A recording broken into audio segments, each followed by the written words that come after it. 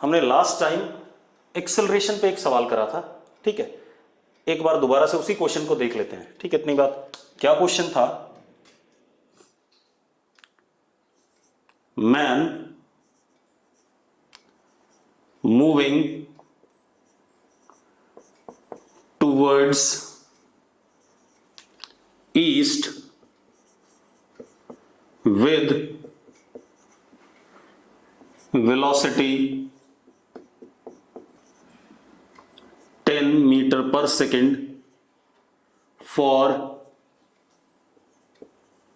2 seconds। एक आदमी ईस्ट की तरफ चल रहा है 10 मीटर पर सेकंड से 2 सेकंड के लिए। Then he turns left and continues to move with same speed for next 2 seconds।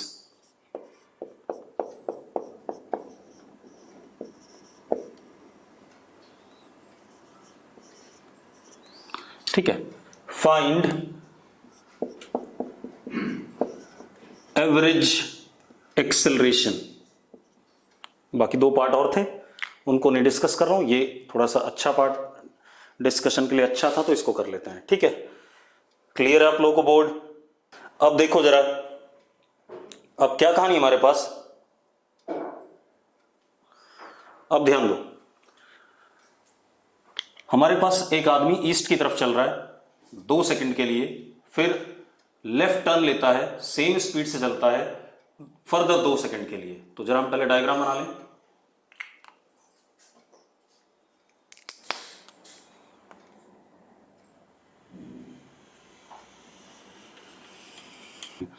ये ईस्ट हो गया, ये वेस्ट हो गया, ये नॉर्थ हो गया और ये साउथ हो गया, ऐसा कुछ है, ठीक है।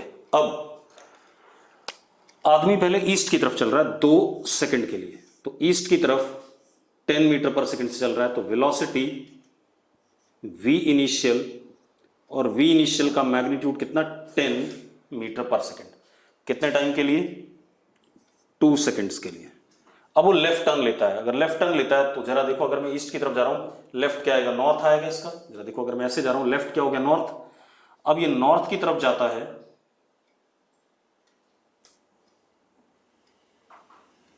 तो ये इसकी क्या हो गई, फाइनल वेलोसिटी हो गई, इसका डायरेक्शन बदल गया। फाइनल वेलोसिटी भी कितनी है, मैग्नीट्यूड में 10 है, और कितने टाइम के लिए, 2 सेकंड के लिए। ये हमारे पास, ये हमारा कुल मिला के मोशन है किसका, मैन का। आपको क्लियर है बात? अगर क्लियर है तो यस लिखो, ठीक है। अब हमें क्या बताना है, एवरेज एक्सेलरेशन। तो जरा देखो, एवरेज एक्सेलरेशन का फॉर्मूला क्या है, change in velocity, final velocity minus initial velocity upon total time, ठीक है। अब जरा देखो, average acceleration is equal to final velocity plus minus initial velocity upon total time कितना, 2 सेकंड प्लस 2 सेकंड कितना, 4 सेकंड। आपको अगर ये बात क्लियर है तो यस लिखो फटाफट, ठीक है। अब मुझे करना क्या है, जिस डायरेक्शन में चेंज इन वेलोसिटी आएगा उसी डायरेक्शन में एवरेज एक्सेलरेशन है। हमने पढ़ा था, डेफिनेशन यही थी कि एवरेज एक्सेलरेशन का डायरेक्शन डेल्टा वी वेक्टर के अलोंग होता है। यस और नो? पारस चावला को कोई दिक्कत है? बेटा मैंने डेफिनेशन पहले बताई हुई है एवरेज एक्सेलरेशन की, that is final velocity minus initial velocity upon total time. और मैंने ये भी बताया हुआ है कि average acceleration is parallel to change in velocity. जिधर की तरफ ये वैल्यू, इसका डायरेक्शन आएगा vf माइनस vi का, उधर की तरफ एवरेज एक्सेलरेशन का डायरेक्शन होगा। और एवरेज एक्सेलरेशन का मैग्नीट्यूड मैंने कहा था magnitude of change in velocity upon total time, ये होगा। ऐसा ही लिखाया था कि नहीं लिखाया था जब हमने एवरेज एक्सेलरेशन डिफाइन करा था? ठीक है। अब क्या कहानी बेटा, अब जरा देखो आप, अब हम दूसरा डायग्राम बनाते हैं एक। ठीक है, हमें करना क्या है, वीएफ वेक्टर में माइनस वी आई ऐड करना है, यही करना है। चलो तो दूसरा डायग्राम देखो।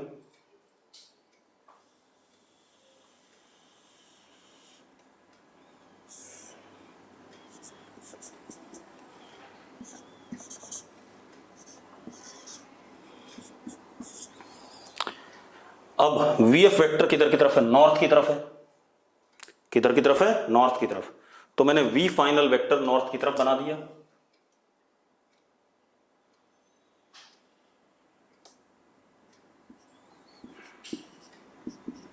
और वीएफ का मैग्नीट्यूड कितना है, 10 है। अब इसमें ऐड करना है किसको, माइनस वी आई को। वी आई किधर, ईस्ट है, तो माइनस वी आई किधर होगा, वेस्ट होगा। तो मैंने माइनस वी आई बना दिया बेटा। ये माइनस वी आई हो गया, माइनस वी आई वेक्टर, और इसका मैग्नीट्यूड भी कितना है, 10 है। यस और नो? अब हमें इन दोनों वेक्टर्स का सम करना है। तो मुझे जिन दोनों वेक्टर का सम, देखो इन दोनों का क्या करना है, सम करना है। जिन दोनों का सम करना होता है उन दोनों के मुझे क्या पता होना चाहिए, मैग्नीट्यूड बिल्कुल पता है, और उनके बीच का एंगल, इनके बीच में एंगल कितना है, 90 डिग्री है या नहीं, है या नहीं, बिल्कुल सही। अब इन दोनों का सम करना है, तो ठीक है, इन दोनों का सम हम पैरेललोग्राम लॉ से करेंगे। तो थीटा कितना हो गया, 90 डिग्री हो गया, दो वेक्टर्स के बीच में एंगल। अब इन दोनों का सम कर दो बेटा।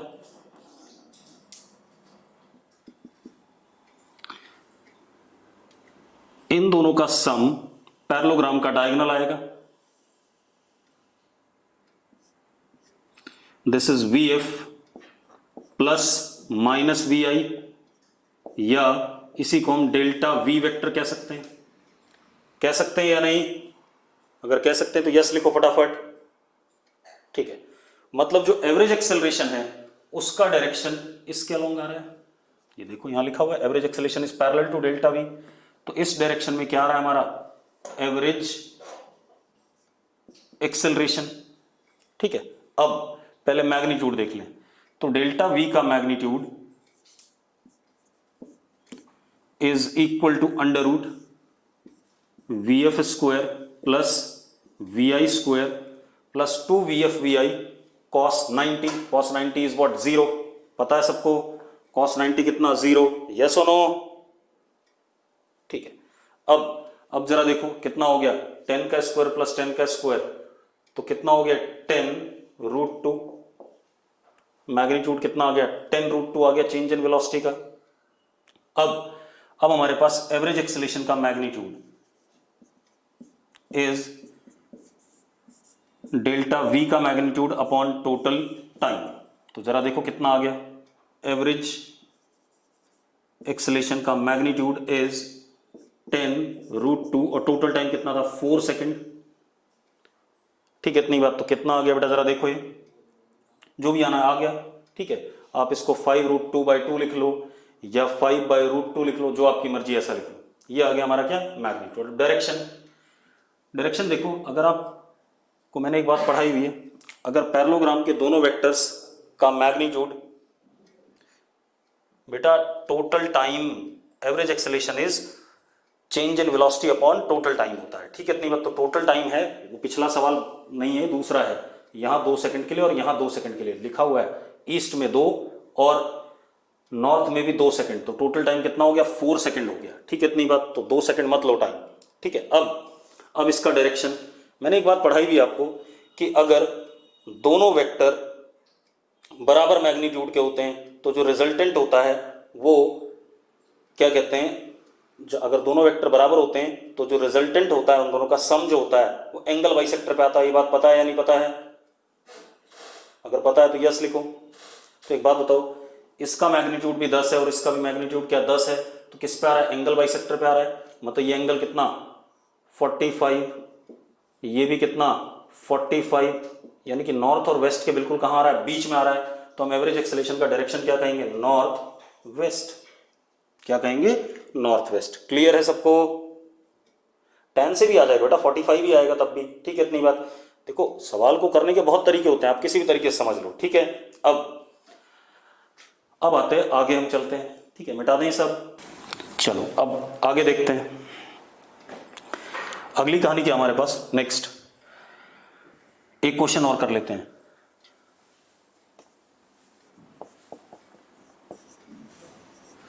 Particle moving on circle with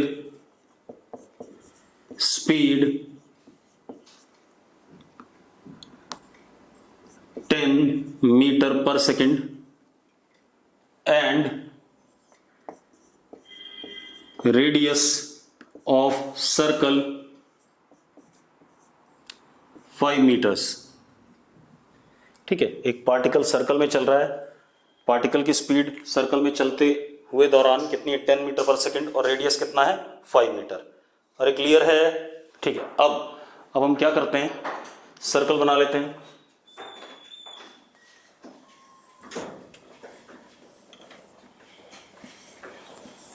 ये सर्कल है, रेडियस 5 मीटर का, ठीक है। इतनी बात। सर्कल का ये क्या आ गया, सेंटर आ गया।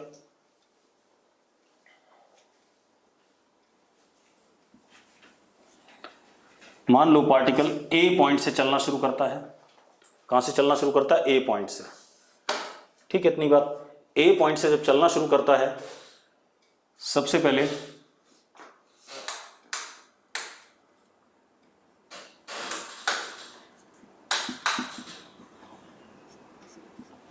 पार्टिकल मान लो फाइनली बी पॉइंट पे पहुंचता है। कहां पहुंचता है, बी पॉइंट पे। ये एंगल कितना है, थीटा। ये एंगल कितना है, थीटा। क्लियर है? ये दे रखा आपको कि ए से बी चलता है, एंगल थीटा है, ठीक है। अब आपने क्या बताना है, फाइंड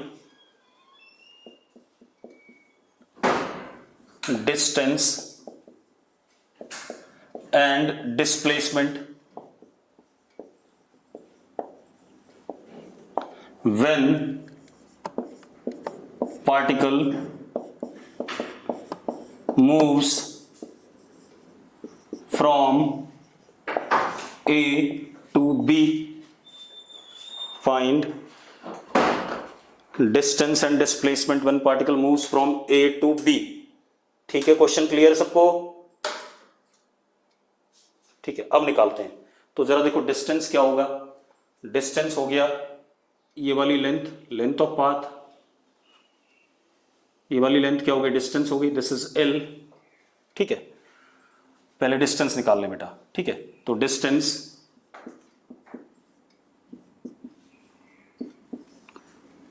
चलो रेडियस आर ले लिया हमने, बाद में डालेंगे value. Distance L, L is what, length of arc. क्या चीज है, लेंथ ऑफ आर्क। आपको पता है angle is equal to length of arc upon radius. पता है ये बात कि नहीं पता है? Angle is equal to length of arc upon radius. तो लेंथ ऑफ आर्क हमारा डिस्टेंस है, तो distance L is equal to theta into R, theta into R. Yes और नो? अब आप आर की वैल्यू डाल दो, ठीक है, तो आपको मिल जाएगा। अब आ जाते हैं हम किस में, डिस्प्लेसमेंट में। डिस्प्लेसमेंट देखो बेटा, इनिशियल से फाइनल को ज्वाइन करने वाली सीधी लाइन को हम क्या कहते हैं, डिस्प्लेसमेंट कहते हैं।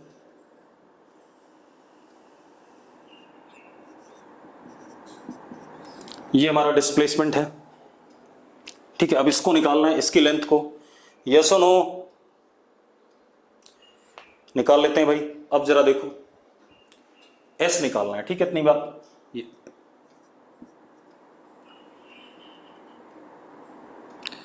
लेंथ तो हमने निकाल लिया, this is L and this is what, S vector.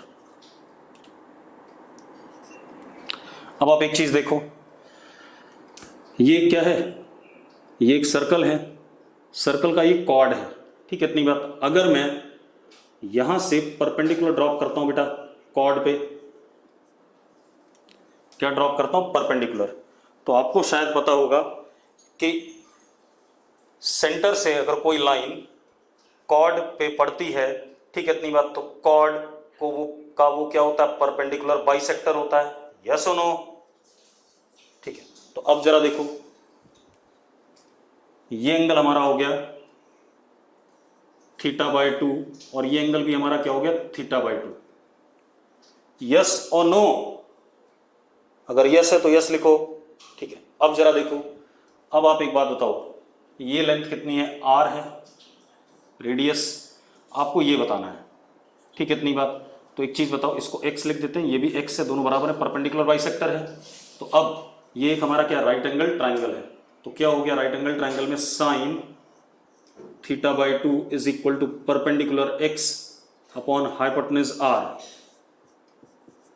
तो x की वैल्यू कितनी आ गई बेटा यहां से, x is equal to r sine θ/2, ये आ गया। लेकिन मुझे किसकी बतानी है, 2x की बतानी है, क्योंकि s is equal to what, 2x। तो डिस्प्लेसमेंट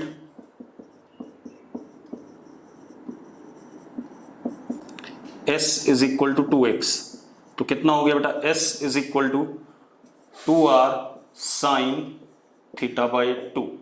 क्लियर है डिस्प्लेसमेंट सबको? अरे डिस्प्लेसमेंट क्लियर है या नहीं? पारस कह रहा नहीं क्लियर है। परपेंडिकुलर क्यों लिया भाई, एक बात बताओ, यानी कि 9th-10th में थोड़ा सा कहीं ना कहीं गड़बड़ है। अगर मैं, वॉइस क्लियर आ रही है बेटा, बाकी लोगों को आ रही है, कर्तव्य सुनो, ऑडियो बीच में कम हो गई थी वो अलग बात है। समवन इज अनम्यूटेड, बेटा मेरे एंड पे सब म्यूट कर रखे हैं मैंने, ठीक है। अब रुक जाओ, मैं क्या कह रहा हूं, अगर मैं सर्कल के सेंटर से रेडियस कोई भी लाइन बनाऊं, सर्कल के सेंटर से कोई भी लाइन बनाऊं, ठीक है, तो सर्कल के सेंटर से अगर कोई भी लाइन बनाऊं तो कॉर्ड के ऊपर हमेशा वो परपेंडिकुलर बाइसेक्टर होता है, हमेशा वो क्या होता है, परपेंडिकुलर बाइसेक्ट करता है किसको, कॉर्ड को। अब आप एक बात बताओ, अगर मैं सेंटर से कोई भी लाइन बनाता हूं तो किसी भी कॉर्ड का हमेशा परपेंडिकुलर बाइसेक्टर होता है, और अगर किसी भी कॉर्ड का हमेशा परपेंडिकुलर बाइसेक्टर होता है तो ये लेंथ और ये लेंथ बराबर है। अगर इसको x मानते हैं, इसको x मानते हैं, तो 2x is equal to what, s। हाँ, डायरेक्शन की बात कोई पूछ रहा था, direction from a to b, initial से फाइनल की तरफ डायरेक्ट डिस्प्लेसमेंट की डायरेक्शन होती है। क्लियर है? अगर क्लियर है यस लिखो। ठीक है, अब आगे बढ़ते हैं। अब हमने क्या क्या पढ़ लिया, व्हाट इज डिस्टेंस हमने पढ़ लिया, डिस्टेंस क्या होता है, डिस्प्लेसमेंट क्या होता है, ठीक है, स्पीड क्या होती है, वेलोसिटी क्या होती है, एक्सेलरेशन क्या होती है, इतनी चीजें हमने पढ़ ली। और यही हमारी फंडामेंटल, मतलब फंडामेंटल नहीं, यही हमारी बेसिक क्वांटिटीज हैं जो हमें काइनेमेटिक्स में पढ़नी है, ठीक है, इतनी बात क्लियर है? तो मैं क्या कह रहा हूं कि हमने फिजिकल क्वांटिटीज जो इस चैप्टर में डील करनी थी, distance, displacement, speed, velocity, acceleration हमने पढ़ लिए। अब हम उन पर बेस्ड क्वेश्चन कर रहे हैं, 2-3 क्वेश्चन मैंने करा दिए, अब थोड़ा सा ठीक ठाक क्वेश्चन करते हैं, देखते हैं, ठीक है। मेरे पास क्वेश्चन क्या है, ध्यान सुनो। क्वेश्चन है, particle moves on straight line, particle moves on straight line, ठीक है, इतनी बात, particle moves on straight line with speed v1, v2, v3 for equal successive time intervals, ठीक है, इतनी बात। मैंने क्या कहा, particle moves with speed v1, v2 and v3 for equal successive time intervals, ठीक है। फाइंड एवरेज स्पीड, क्या बताना आपने, एवरेज स्पीड बताना है। क्लियर है क्वेश्चन सबको? अरे क्वेश्चन क्लियर है? अगर क्वेश्चन आपको क्लियर है बेटा तो आप एक काम कर सकते हो, क्वेश्चन को अटेम्प्ट करो जरा। चलो मैं बता देता हूं। अब देखो, सबसे पहले तरीका क्या है, किसी भी क्वेश्चन को फिजिक्स में जब आप करते हो तो सबसे पहले आप उसका डायग्राम जरूर बनाओगे, बगैर डायग्राम के आप क्वेश्चन नहीं कर पाओगे। तो आप एक काम करो, हमें क्या लिखा है, particle moves on straight line. Particle एक सीधी लाइन पे चल रहा है, पहले स्पीड v1 से कुछ टाइम के लिए, let that time be t, कितने टाइम के लिए, t टाइम के लिए। फिर स्पीड v2 से अगले टाइम t के लिए, क्योंकि टाइम इंटरवल सबके क्या है, सेम है। फिर स्पीड v3 से फॉर टाइम t। डायग्राम यही है कि कुछ देर के लिए चला, for time t it moves with speed, for time t it moves with speed v1, next time t के लिए it moves with speed v2, for next time t it moves with speed v3। ये clear है सबको question? ठीक है। अब हमसे पूछा गया एवरेज स्पीड। एवरेज स्पीड का फॉर्मूला क्या है, total distance upon total time. Total distance upon total time है या नहीं फॉर्मूला? अरे यस और नो?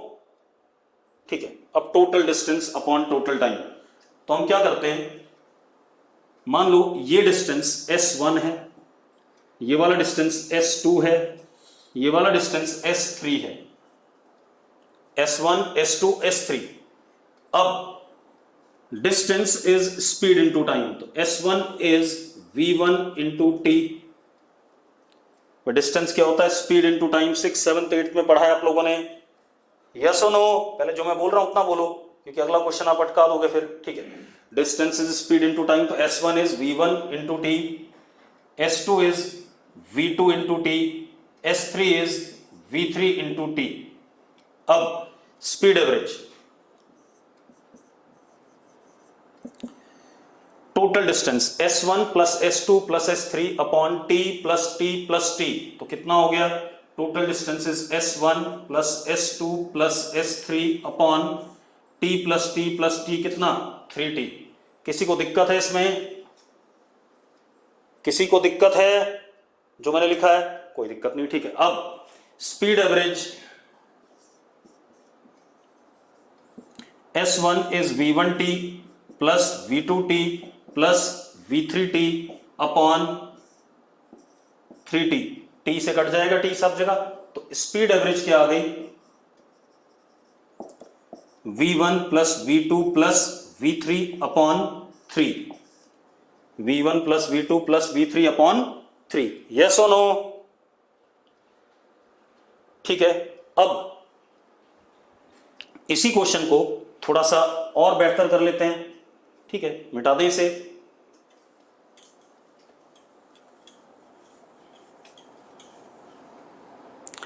मैंने क्या कहा, particle moves on a straight line with speed v1 v2 v3 v4 v5 dash dash vn for equal successive intervals of time, find average speed. मैंने कहा कि t टाइम के लिए v1 से चलता है, अगले t टाइम के लिए v2 से चलता है, अगले t टाइम के लिए v3 से, अगले t टाइम के लिए v4, अगले t टाइम के लिए v5 and so on up to vn। ठीक है, इतनी बात।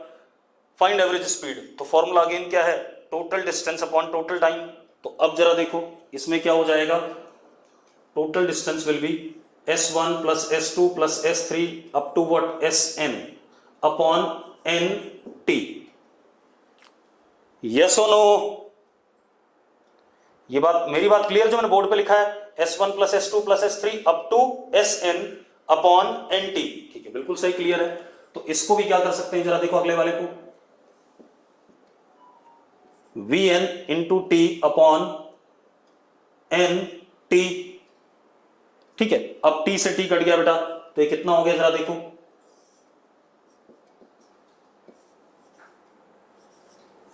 ये आ गया कि नहीं आ गया? यस और नो? ठीक है, अब क्लियर है। चलो हम ये कह सकते हैं कि अगर पार्टिकल डिफरेंट स्पीड से चल रहा है लेकिन इंटरवल ऑफ टाइम उसका सेम है, तो एवरेज स्पीड उन सारी स्पीड्स का क्या आएगा, अर्थमेटिक मीन आएगा, उन सारी स्पीड्स का क्या आएगा, अर्थमेटिक मीन। क्लियर है बात? ठीक है, चलो अब अगला देखते हैं बेटा, अगला क्वेश्चन क्या है, particle moves on straight line, particle moves on straight line with straight line for equal successive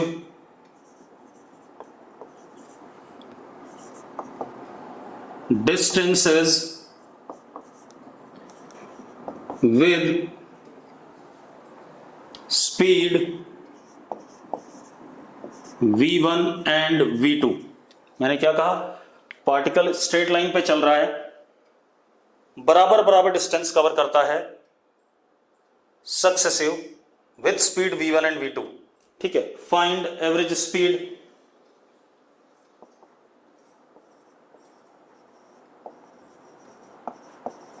find average speed. Clear है? अब सबसे पहले हम डायग्राम बना लें दोबारा से। क्या कहानी हमारे पास, मान लो ये डिस्टेंस s है, ये वाला भी s है, इस डिस्टेंस को कवर करते हैं कितनी स्पीड से, v1 से, इस डिस्टेंस को कवर करते हैं कितने से, v2 से। यही दे रखा है हमें डायग्राम में, यही दे रखा है हमें कि बराबर बराबर डिस्टेंसेस कवर हो रहे हैं। ठीक है, इतनी बात, और स्पीड v1 एंड v2 से। जब तक आप डायग्राम नहीं क्लियर बना पाओगे तब तक आप सवाल नहीं कर पाओगे, ध्यान रखना। अब क्या कहानी बेटा, ध्यान सुनो। हमारे पास एवरेज स्पीड का फॉर्मूला क्या है, total distance upon total time, speed average. Total distance in this case is what, s plus s is what 2s upon total time. मान लो ये टाइम t1 है यहां से यहां तक का, ये टाइम t2 है, तो time is t1 plus t2। अभी निकालेंगे t1 t2, ऐसा नहीं कि छोड़ देंगे। यहां तक क्लियर है सबको? आंसर मत बताओ बेटा, सिर्फ ये बताओ यहां तक क्लियर है कि नहीं, क्योंकि मैं अगला क्वेश्चन आप लोगों को दूंगा करने के लिए, तो आपको तब आंसर बताना है। ठीक है, अब तो 2s upon t1 plus t2। अब time is what, distance upon speed, तो t1 is s upon v1, t2 is distance upon speed, s upon v2। Value डाल देते हैं बेटा। तो speed average is 2s upon s upon v1 plus s upon v2। yes or no? तो जरा देखो, s से s कट गया तो क्या आ गया, स्पीड एवरेज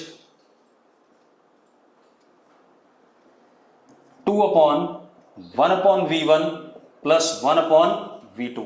ये आ गया स्पीड एवरेज। आ गया कि नहीं आ गया? क्लियर सबको? ठीक है, बढ़िया बात है, क्लियर हो गया सबको। अब एक काम करते हैं, इसी को थोड़ा आगे बढ़ा लेते हैं, इसी क्वेश्चन को। क्या आगे बढ़ाते हैं, particle moves on a straight line for equal successive distances with speed v1 v2 v3 dash dash dash vn। Find average speed. अब क्या हो गया बेटा, जरा देखो,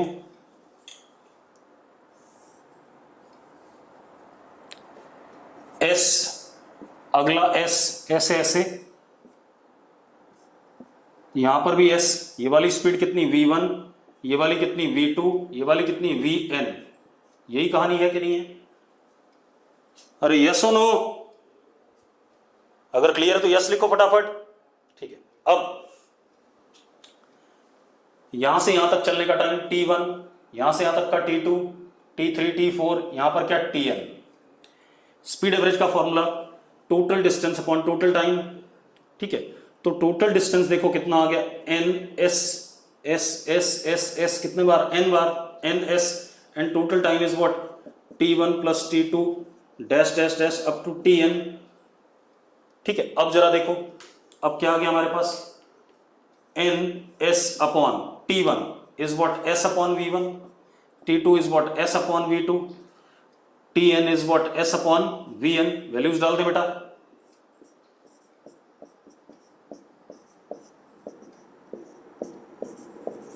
एस कट जाएगा, एस कट जाएगा बेटा, तो जरा देखो क्या आ रहा है,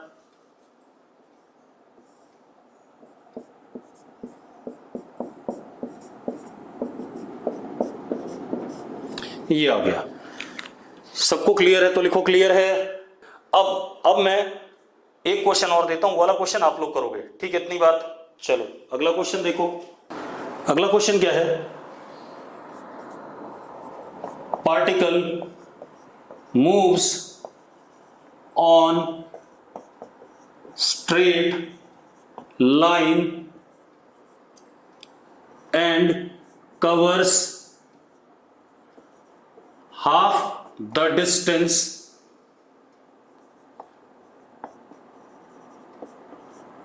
with speed v naught।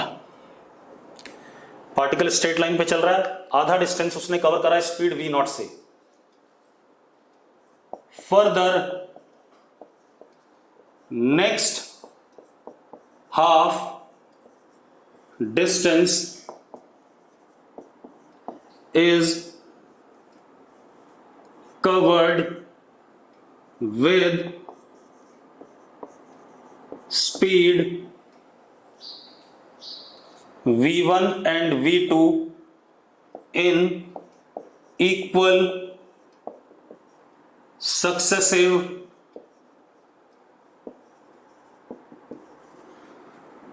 time intervals।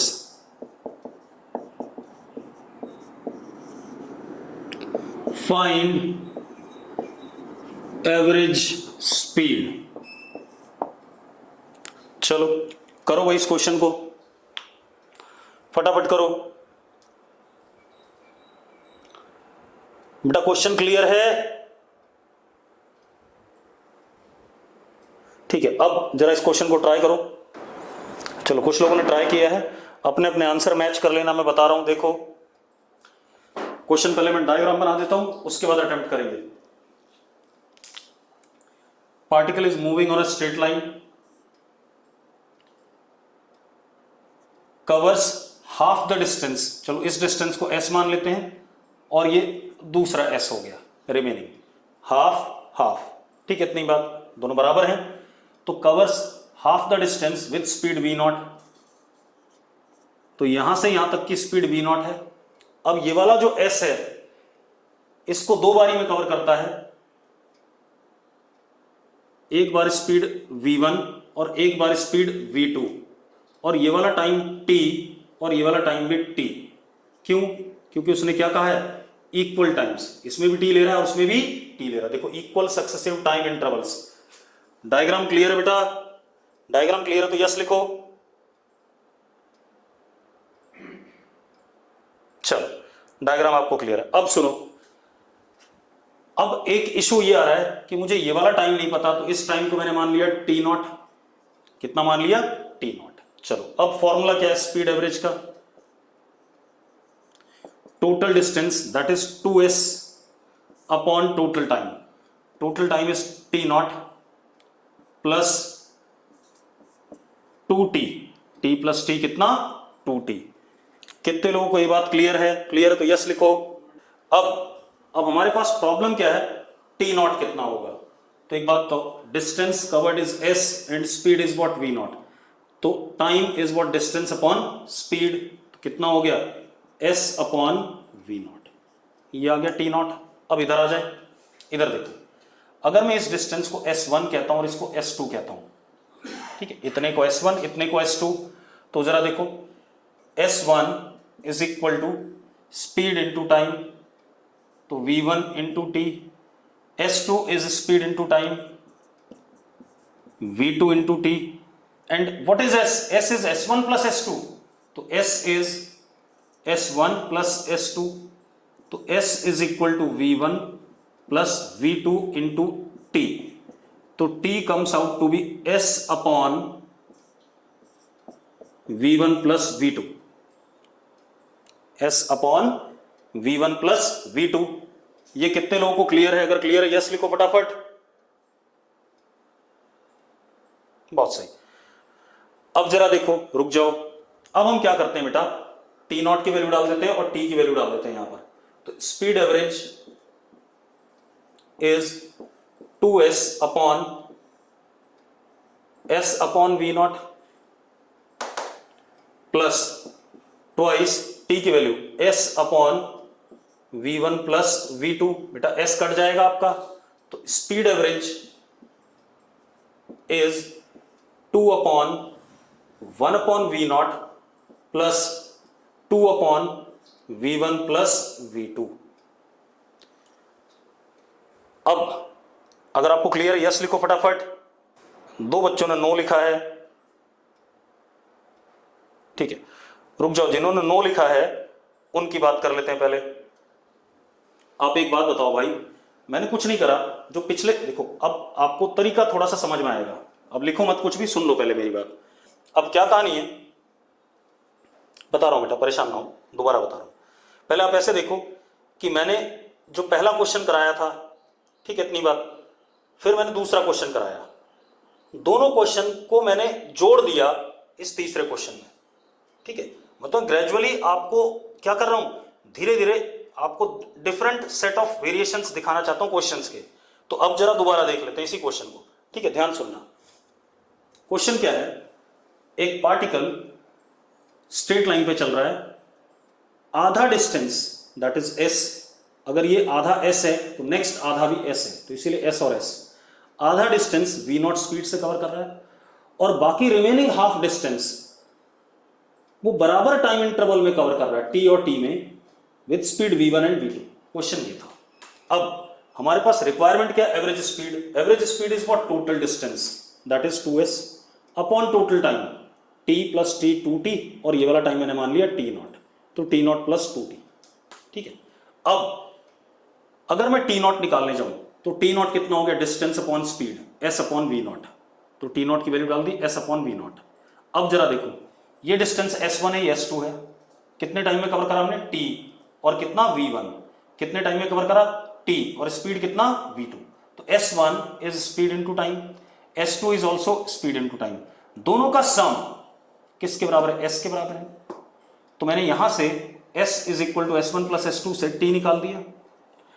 अब मैंने t नॉट और t की वैल्यू यहां डाल दी, डालते ही मुझे ये कुछ रिजल्ट मिल गया और s कट गया, s कट गया तो रिजल्ट आ गया अपने पास, यस और नो। अब जरा देखो, अब हम आते हैं बेसिक चीजों पे कि हमें कैसे काइनेमेटिक्स को स्टार्ट करना है। तो मैंने आपको पांचों physical quantities, distance, displacement, speed, velocity और एक्सेलरेशन के बारे में उनके डेफिनेशन बता दी है, उनके बारे में बता दिया है। अब हम काइनेमेटिक्स को प्रॉपर्ली स्टार्ट करेंगे, ठीक है। हालांकि मैं थोड़ा बहुत स्टार्ट कर चुका हूं, लेकिन फिर भी अब प्रॉपर्ली स्टार्ट करेंगे। अब जरा देखो, चलो स्टार्ट करते हैं, ठीक है। हमें काइनेमेटिक्स जब पढ़ना है, हमने कहा था मोशन ऑफ पार्टिकल हमें पढ़ना है। क्या पढ़ना है, मोशन ऑफ पार्टिकल। काइनेमेटिक्स मतलब स्टडी ऑफ मोशन, ठीक है, स्टडी ऑफ मोशन, यही बात करी थी। अब सबसे पहले ये बात आती है कि मोशन कितने टाइप का होता है, ठीक है। तो मोशन इन जनरल सिर्फ दो टाइप का होता है, एक होता है रेक्टिलिनियर,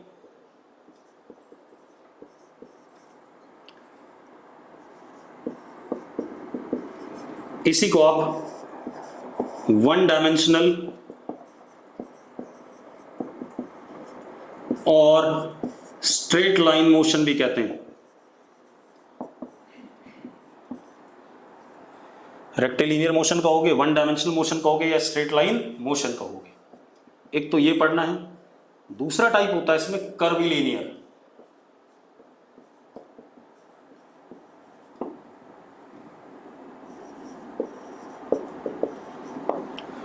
कर्विलिनियर मोशन, क्लियर है। कर्विलिनियर मतलब कर्व पाथ पे जब पार्टिकल मूव करता है। मैं आपको दोनों चीजें एक्सप्लेन कर देता हूं। आप ऐसे समझो, रेक्टिलिनियर मोशन का मतलब हो गया straight line motion. Straight line motion देखो, ध्यान से देखना, मैंने इस मार्कर को ऊपर फेंका, सीधे ऊपर गया और सीधे नीचे आया, मतलब एक स्ट्रेट लाइन पे चला। This is what rectilinear motion. कैसा मोशन है? Rectilinear motion. या एक साइकिल स्ट्रेट रोड पे चल रही है, that is also what rectilinear motion. ठीक है, इतनी बात अगर क्लियर तो यस लिखो। ठीक है, अब मेरी बात सुनो, अब देखो, अब मैं इस मार्कर को ऐसे फेंक रहा हूं, तो अगर मैं ऐसे फेंक रहा हूं तो आप एक बात बताओ, आपको ये कैसा दिखाई पड़ा? कर्व पाथ पे चलता हुआ दिखाई पड़ा कि नहीं दिखाई पड़ा? बिल्कुल ठीक है। तो स्ट्रेट लाइन मोशन और कर्विलिनियर मोशन ये दोनों दो डिफरेंट चीजें हैं, और दोनों मोशन के होने की कुछ ना कुछ कंडीशंस हैं कि कब रेक्टिलिनियर मोशन होगा और कब पेंडुलम मोशन बेटा एक कर्विलिनियर मोशन होता है। ठीक है, इतनी बात। और अगर 11th की किताब है आपके पास तो उसमें देखना सिंपल हार्मोनिक मोशन के नाम से एक चैप्टर है। ठीक है, प्रोजेक्टाइल भी हमें पढ़ना है बेटा, अभी तो शुरू करा है, सारे मोशन पढ़ेंगे, चिंता ना करो। ठीक है, इतनी बात। अब मैं स्टार्ट कर रहा हूं तो सारे मोशन पढ़ने के लिए स्टार्ट कर रहा हूं ना, रुको वेट करो। अब मैंने क्या कहा आप फिर से देख लो, फिर मैं कंडीशंस बताऊंगा आज ही। मैंने इस मार्कर को स्ट्रेट अप फेंका तो ये ऊपर गया सीधे और सीधे नीचे आया, मतलब स्ट्रेट लाइन मोशन। और अगर मैं इसी मार्कर को ऐसे फेंक दूं, देखो एक मिनट, तो देखो ये क्या कर रहा है, एक ऐसे करके कर्व पाथ पे आ रहा है कि नहीं आ रहा है? यस और नो? ठीक है, तो अब मुझे ये देखना है, डिसाइड करना है कि what is condition behind rectilinear motion या straight line motion, and what is condition behind what, क्या कहते हैं, कर्विलिनियर मोशन। दोनों मोशन के लिए मुझे कंडीशन कौन सी है कि किस कंडीशन में स्ट्रेट लाइन मोशन होगा और किस कंडीशन में कर्विलिनियर मोशन होगा, ये डिसाइड करना है। क्लियर है? चलो अब देखते हैं।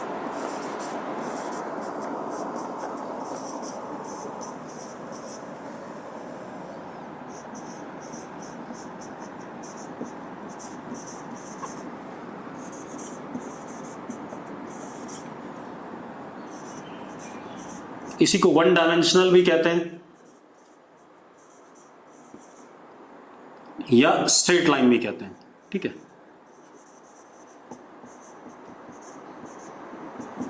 Straight line motion, one dimensional motion. ये ध्यान रखना कि मैं रेक्टिलिनियर वर्ड यूज करूंगा। क्लियर है? अब कंडीशन फॉर रेक्टिलिनियर मोशन, पहले रेक्टिलिनियर मोशन की कंडीशन पढ़ेंगे, फिर कर्विलिनियर की पढ़ेंगे, उसके बाद हम रेक्टिलिनियर मोशन पूरा चैप्टर ही पढ़ेंगे। ठीक है, इतनी बात। उसके बाद फिर हम कर्विलिनियर मोशन पढ़ेंगे, तो हमारी काइनेमेटिक्स क्या हो जाएगी, खत्म हो जाएगी। क्लियर है? अरे यस और नो? चलो अब कंडीशन फॉर रेक्टिलिनियर मोशन। अब ध्यान सुनो, अब लिखो नहीं, ध्यान सुनना। पहली कंडीशन तो यह है, इफ एक्सेलरेशन इज जीरो, अगर पार्टिकल का एक्सेलरेशन क्या है, जीरो है। पहली कंडीशन बता रहा हूं, पहले दो कंडीशन में रेक्टिलिनियर मोशन होता है। इफ एक्सेलरेशन इज जीरो, चलो अगर एक्सेलरेशन जीरो है और पार्टिकल की वेलोसिटी v है, पार्टिकल की वेलोसिटी क्या है, v है। ठीक है, इतनी बात, v वेक्टर।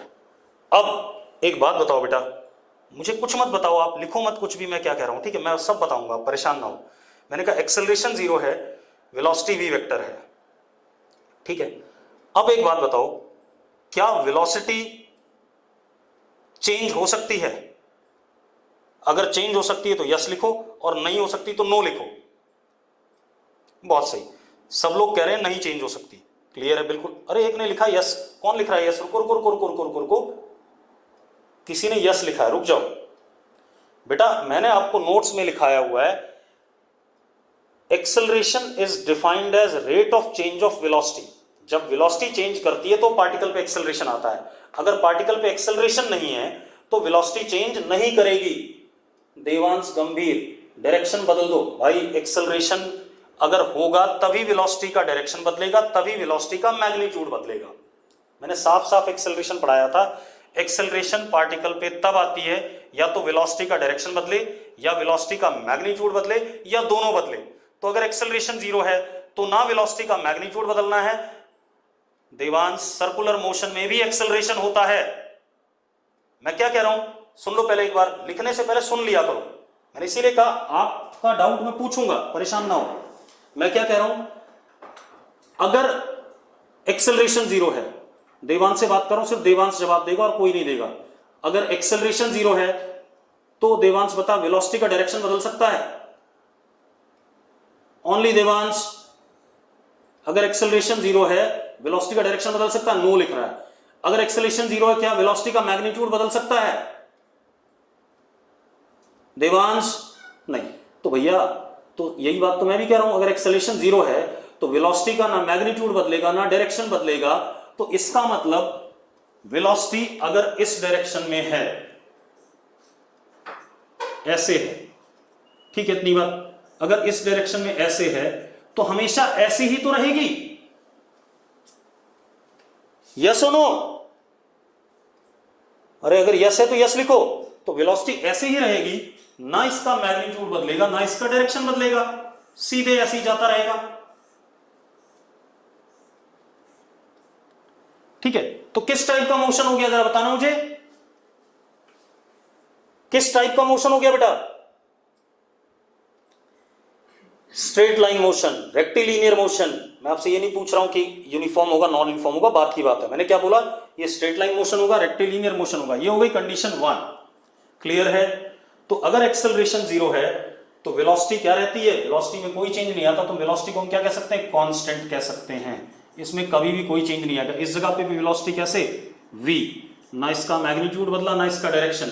इस जगह पे भी वेलोसिटी क्या? v, ना इसका मैग्नीट्यूड बदला ना इसका डायरेक्शन। तो कैसा मोशन हो गया? स्ट्रेट लाइन मोशन या रेक्टिलिनियर मोशन। क्लियर है?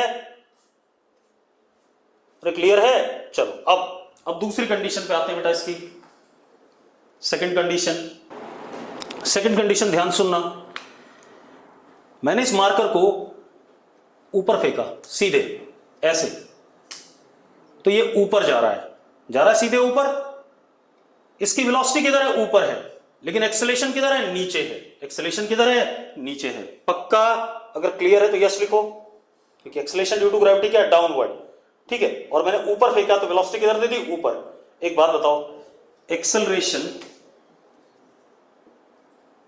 Is anti parallel to velocity, ऐसा ही है या नहीं है? जरा देखो, मैंने मार्कर को ऐसे ऊपर फेंक, ओ सॉरी एंगल आ गया, ऐसे ऊपर फेंका सीधे, तो वेलोसिटी ऊपर एक्सेलरेशन नीचे, ये दोनों एक दूसरे के एंटी पैरेलल हैं या नहीं है? चलो अब रुक जाओ। और जब ये मार्कर ऊपर से नीचे आ रहा है, ऊपर से नीचे आ रहा है, तो वेलोसिटी किधर है? नीचे। एक्सेलरेशन भी किधर है? नीचे। तो एक बात बताओ, तब एक्सेलरेशन पैरेलल टू वेलोसिटी है या नहीं है? यस और नो? बिल्कुल सही। इन दोनों केसेस में एक बात बताओ मुझे, मोशन कैसा है? स्ट्रेट लाइन है कि नहीं? हाँ, वापस आते हुए भी पैरेलल है, ठीक है। अब जरा देखो, मैंने एक चीज पढ़ाई है, अगर एक्सेलरेशन वेलोसिटी के पैरेलल या एंटी पैरेलल होता है, अगर एक्सेलरेशन वेलोसिटी के पैरेलल या एंटी पैरेलल होता है, तो मैंने पढ़ाया था वापस आते हुए मैग्नीट्यूड चेंज होगा। किसका मैग्नीट्यूड चेंज होगा बेटा, ये बता दो जरा मुझे। किसका मैग्नीट्यूड चेंज होगा? किसी बच्चे ने लिखा था मैग्नीट्यूड चेंज होगा, वेलोसिटी का ना। तो होने दो भाई, मुझे स्ट्रेट लाइन मोशन देखना है बस, ठीक है। बाकी मुझे किसी चीज से मतलब नहीं है। तो एक बात बताओ, अगर मैं इस मार्कर को ऊपर फेंक रहा हूं ऐसे, तो v ऊपर है, a नीचे है, एंटी पैरेलल हो गया। जब इसको ऐसे आ रहा है तो v नीचे है और a भी नीचे है, एंगल क्या हो गया? दोनों के बीच में 0, तो पैरेलल हो गया। तो अगर एक्सेलरेशन एंटी पैरेलल या पैरेलल होता है वेलोसिटी के, तो मोशन हमेशा क्या होता है? रेक्टिलिनियर होता है। कैसा मोशन होता है? रेक्टिलिनियर। तो दूसरी कंडीशन क्या है? इफ a वेक्टर पैरेलल और anti parallel to v vector, then motion is rectilinear और स्ट्रेट लाइन। एक और चीज, ये एक्सेलरेशन क्या कहलाता है? टेंजेंशियल एक्सेलरेशन कहलाता है। क्या कहलाता है? मैंने पढ़ाया हुआ आपको कि अगर एक्सेलरेशन वेलोसिटी के पैरेलल या एंटी पैरेलल है तो उसको हम कहते हैं टेंजेंशियल एक्सेलरेशन, और टेंजेंशियल एक्सेलरेशन सिर्फ करता क्या है, वेलोसिटी के मैग्नीट्यूड को चेंज करता है, ना कि डायरेक्शन को। यस और नो? ठीक है, तो कौन सा एक्सेलरेशन कहलाता है, tangential acceleration. Only changes magnitude of v, not its direction. अब एक बात, तो अगर डायरेक्शन चेंज नहीं हुआ तो ये हमेशा क्या करता रहेगा, स्ट्रेट लाइन पे चलता रहेगा। ये आ गया हमारे पास, दो ही कंडीशन है किसकी, स्ट्रेट लाइन मोशन की। एक, या तो एक्सेलरेशन जीरो हो जाए, या दूसरा एक्सेलरेशन मोशन के दौरान वेलोसिटी के या तो पैरेलल हो या एंटी पैरेलल हो। क्लियर है? क्लियर है तो यस लिखो। ठीक है, चलो अब हम बात करेंगे कर्वीलिनियर मोशन की कंडीशन की अगली क्लास में। ठीक है, आपको डीपीपी मिलेगी बेटा। बेसिक चीज क्या है, जैसे अभी जब तक मेरे चैप्टर में कुछ ऐसा ना हो जाए कि जिसके लिए मैं आपको डीपीपी दे पाऊं, तब तक आपको